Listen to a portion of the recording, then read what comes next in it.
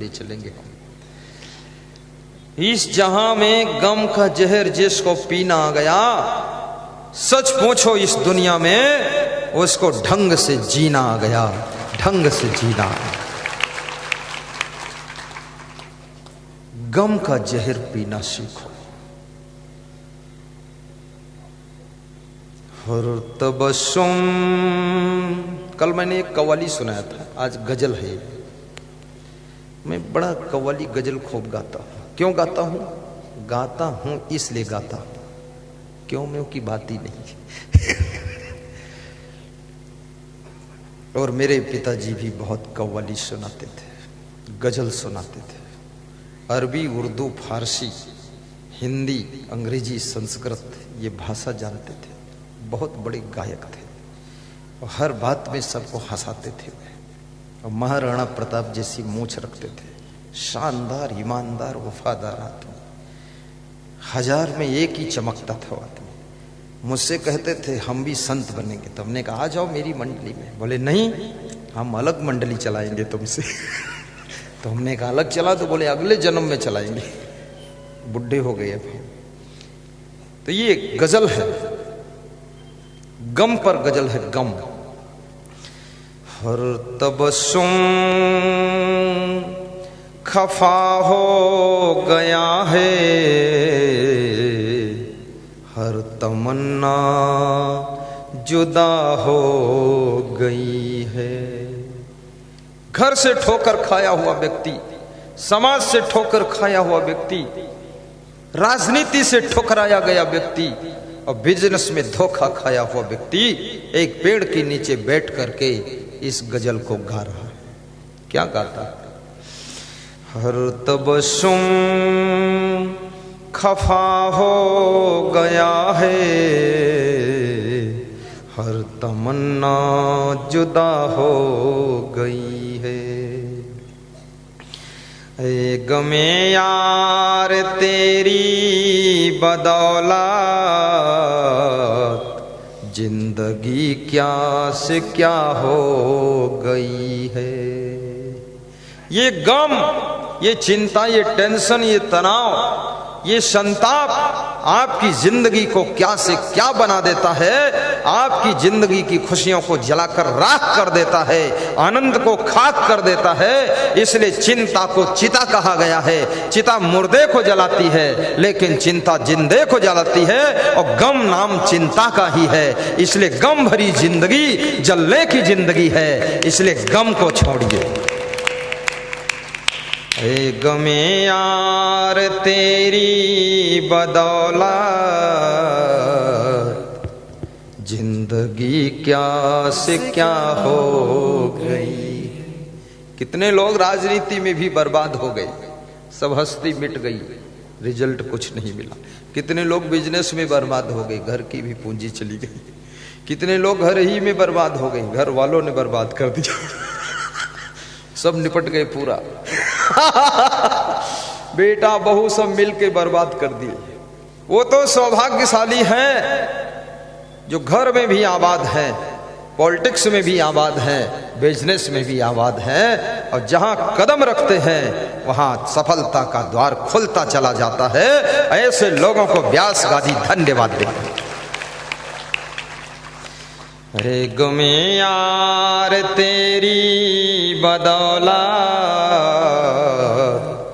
जिंदगी क्या से क्या हो गई है। हर तबस्सुम खफा हो गया है, हर तमन्ना जुदा हो गई है। याद रखना, गम तो सबकी जिंदगी में आती है, लेकिन जो गम को, उस दुख को, उस चिंता को खिचड़ी के घी जैसा उठाकर पी जाते हैं, गम को हजम करना जानते हैं, दुख को सहन करना जानते हैं, याद रखना उनकी राह के कांटे भी फूल बन जाते हैं, कांटे भी फूल बन जाते हैं। भगवान श्री राम के जीवन में भी तो गम आई थी, बहुत चिंता थी, दुख भी आए, लेकिन भगवान श्री राम का स्वभाव था मुस्कुरा कर रहना। कृष्ण के जीवन में बहुत गम आई, उनका स्वभाव था हंस कर रहना। कबीर के जीवन में भी उलझने आई, उनका स्वभाव था प्रसन्न होकर रहना। महात्मा बुद्ध और स्वामी महावीर के जीवन में भी उलझनों ने घेरा, लेकिन उनका स्वभाव था ध्यान में डूब जाना और गम से बाहर हो जाना। याद रखना, या तो ध्यान में डूब जाइए, या प्रसन्न होकर रहिए, या मुस्कुरा कर रहिए, या हंसकर ठहाका मार करके गम के बादलों को छाट दीजिए और सफलता का सूरज उदय कर दीजिए।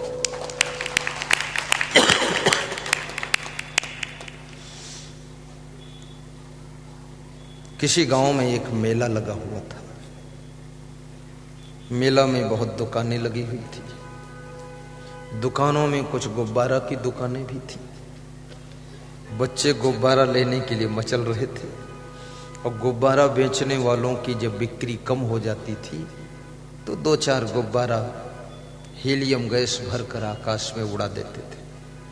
आकाश में उड़ते हुए गुब्बारे देख करके बच्चे अपने माँ बाप से जिद करते कि मैं भी लूंगा गुब्बारा, तो गुब्बारा वालों की बिक्री बढ़ जाती थी। याद रखना, सामान की बिक्री बढ़ाना है तो पहले कुछ फ्री भी देना पड़ जाता है। ये भी एक व्यापार का लेन देन का तरीका है। तो गुब्बारा लेने के लिए एक बच्चा मचल गया, अपने बाप से जिद कर लिया कि गुब्बारा लूंगा।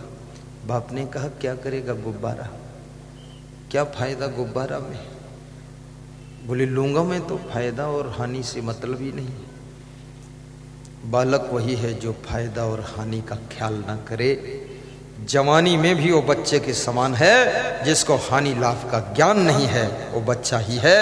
बूढ़ा होने के बाद भी जो परिणामदर्शी नहीं है वो अभी बच्चा ही है। शरीर भले बूढ़ा हो गया लेकिन उसका अनुभव ही बचकाना है। इसलिए परिणामदर्शी बुद्धि होनी चाहिए, और परिणामदर्शी बुद्धि वाला व्यक्ति असफल बहुत कम होता है।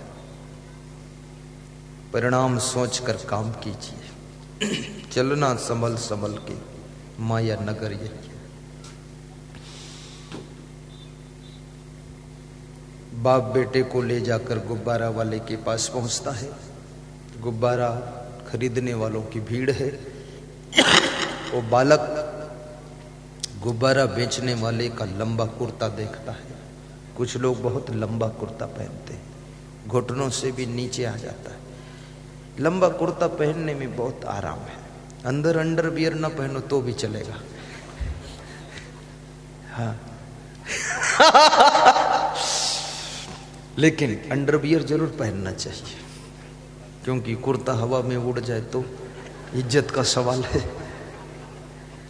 इसलिए अंडरवियर पहनना चाहिए।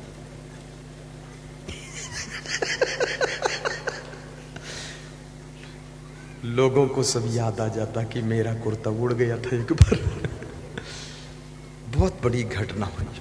तो उसने उस लंबे कुर्ते को दोनों हाथों से पकड़कर खींचना शुरू किया नीचे।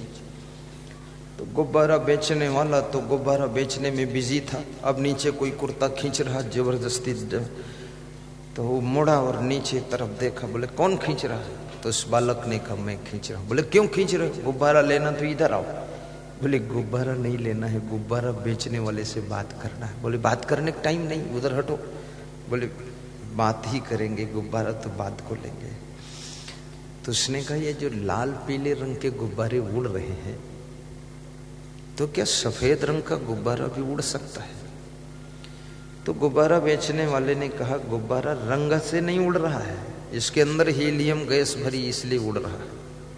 बोले वेरी गुड, यही तो जानकारी करनी थी, उड़ता कैसे है।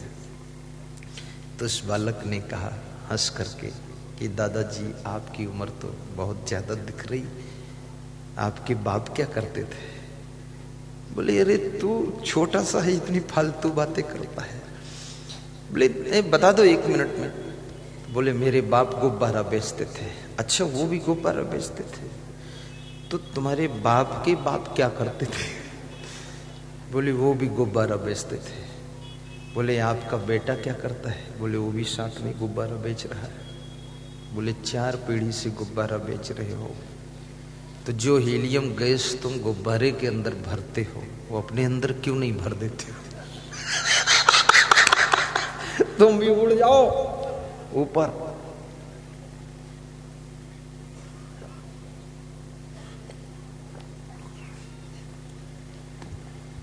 कभी कभी बच्चे भी बहुत बड़ी बात कह देते हैं। उस बच्चे ने कहा कि दादाजी,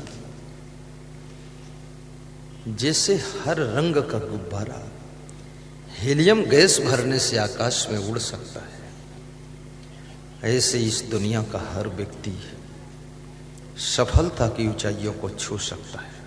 आप 4 पीढ़ी से गुब्बारा ही बेच रहे हो। आप अपने अंदर विचारों की हीलियम गैस भरो, संकल्प की हीलियम गैस भरो, संस्कार की हीलियम गैस भरो और बहुत बड़ा संकल्प लीजिए और उसके बाद कोई बड़ा काम करके दिखाइए। ये गुब्बारा बेचने में क्यों अटके हो? आप भी तो ऊंचाई पर उठ सकते हो। उस बूढ़े के समझ में बात आई। शाम को जब घर लौटा तो उसने सोचा कुछ और काम करना चाहिए। कहाँ फंसा हूं? कुछ लोग अटके रहते हैं, अटके भटके जो हैं, भूले भटके, किसी छोटे से काम में अटके रहते हैं, किसी छोटे से लक्ष्य में फंसे रहते हैं। आप ये भी आकलन करना कि आपकी प्रतिभा किस योग्य है। इसलिए बहुत छोटी छोटी चीजों में फंस मत जाना। वो गुब्बारा बेचने वाला व्यक्ति दूसरे दिन विचार बदल देता है और बेटे से कहता है, मैं तो गुब्बारा बेच रहा हूं, लेकिन तू अब दूसरा काम सीख, शिक्षा प्राप्त कर। बेटे को शिक्षा दिलाया और शिक्षा प्राप्त करके उसका बेटा शिक्षक बना और शिक्षक बना, फिर विद्यालय खोला और विद्यालय खोलकर अपने बाप को विद्यालय का प्रबंधक बनाया और बाप बेटों ने करोड़ों धन कमाया।